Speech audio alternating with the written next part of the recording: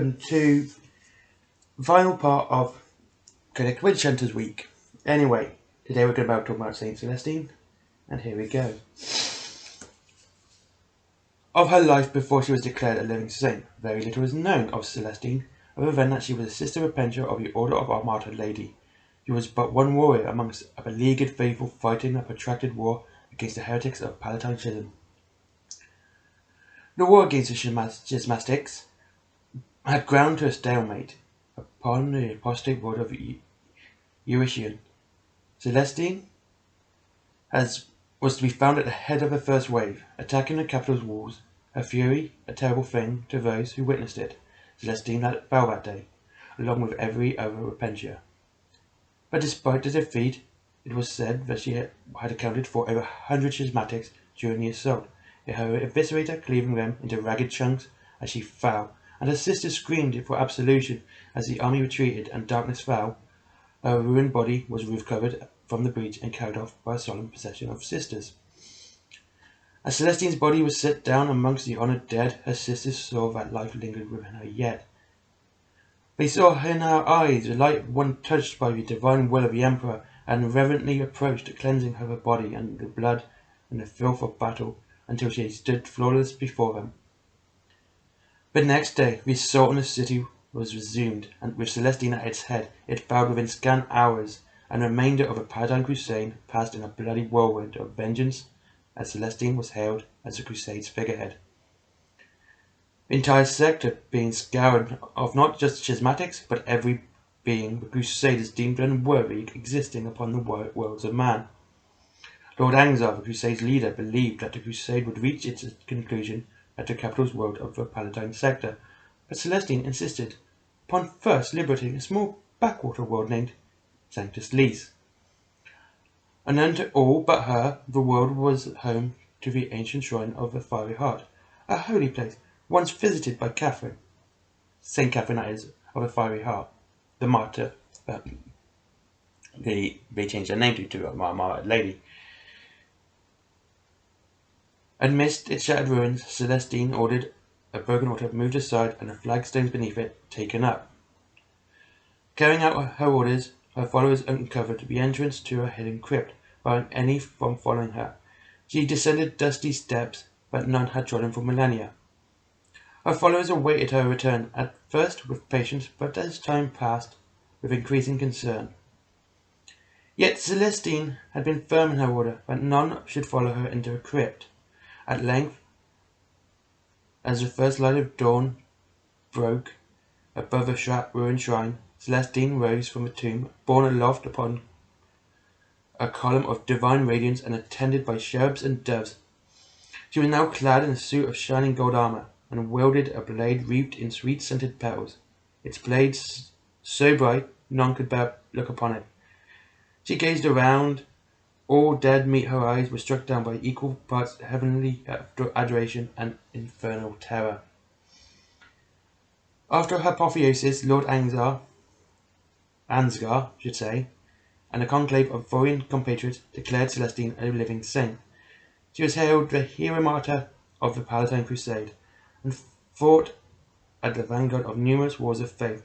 Her presence invested the faithful with an unprecedented fervor, and hundreds of thousands of heretics met a fiery end at the hands of her armies. Many were fearful in her presence, yet for to stand before her was to submit to the judgment of one whose example could never be emulated. Her influence upon the Adeptus Sororitas, for whom she became a focus of total veneration, was miraculous. She was a living saint, whom the sisters of battle would follow to the very centre of the Eye of Terror, were she to lead them there. Celestine was lost to the Imperium whilst fighting on the renegade Warmaster Borax, when the lunatic Warmaster triggered a meltdown of the ancient atomic pile at the heart of his fortress. An area many miles was blasted to atoms. Many believe she perished at that moment of her triumph, yet none survived to give a true account of the battle's conclusion. The mighty tower of heroes upon the sacred terror told once to proclaim her loss to the faithful. 1,000,000,000 souls pausing in their toil and looking towards the Emperor's palace, united in their grief for their fallen heroine. But But the Soyatas, at prayer within the halls of Covenant for hours, were gladdened by the mournful peal, for they knew if she had fallen, Celestine would even now be sitting at the side of the Emperor. Now, what I like about Celestine's story is she was a Repentia, and now Repentia are sisters of battle which have done something heinous or something almost unforgivable. Viva is one worse, which is of course the penitent engine. But every time I read that, I always question what did she do to become a Repentia. But it does show this almost good side of the Emperor, that no matter how far you fall from grace, you can almost become you can become a saint. And I always enjoy that. Celestine's one of my favourite characters anyway, in the lore. And, like, in Shroud of Night, where she commands Alpha Legion to take the beacon, it's just... She's well aware of her plans, and it's kind of hinted at that. She's kind of aware of plans that are meant to happen, and things that are meant to be going forward, but she doesn't let on. She just says, you need to do this, trust me, and she has this followers of who, they'll just follow her word no matter what. And I think she's an interesting character. Living Saints tend to be, and I think GW kind of dropped the ball with the last Codex, as in they didn't actually release any other Living Saints with Sisters of Battle, which would have been interesting to see some more, or one more, or just have them like Living Saint Greater Demon. Best way I can put it. Basically, it's just a Living Saint with a base stat line, and Celestine has a different stat line. Like you have Scarbrand and Kairos Reaver, Chaos, or or Reticus. You know what I mean.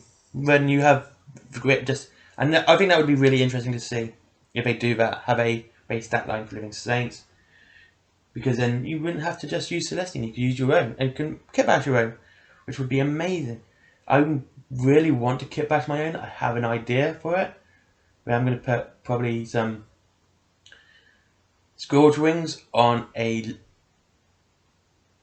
Canoness, but give her some extra weapons, But yeah, I really like that story. I think it's an interesting one to see where she came from. But she obviously did something wrong, but we don't know what, because she was a Repentia, and she was elevated to, well, what GW hints at now, demonhood.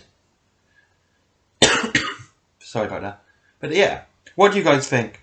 Leave a comment, like, and subscribe, and all the other notifications. Link to Element Games is down below, and I'll see you all next week. You have a great weekend, and I'm so happy that I have over 250 subscribers now, and you make me.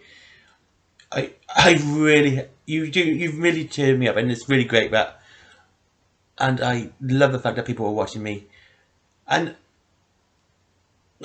just have a great weekend, guys. If the sun is shining, have a good one.